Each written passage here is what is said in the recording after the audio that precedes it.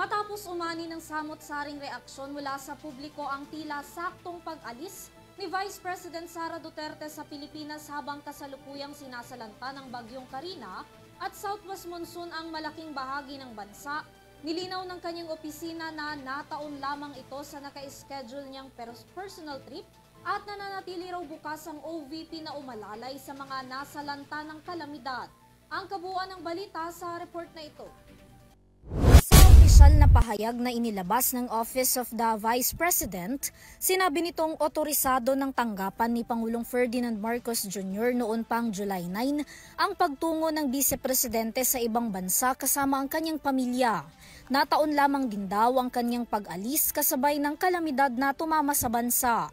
Gayunpaman kahit wala daw ang pangalawang Pangulo ay nananatili namang bukas ang Disaster Operations Center ng opisina nito at tuloy-tuloy din ang paghahatid ng tulong sa mga nasalantang pamilya at individual. Kaugnay niya, nagbabala naman ang OVP sa mga kumakalat umano sa social media na unverified Google form link gamit ang relief operation ng opisina. Hindi raw ito galing sa kanilang tanggapan at ang pagsagot daw dito ay hindi ligtas, lalo na kung nakadeklara dito ang pribado at personal na impormasyon. Para sa URTV News, Vanessa Cleofas, sumasaludo sa bawat Pilipino.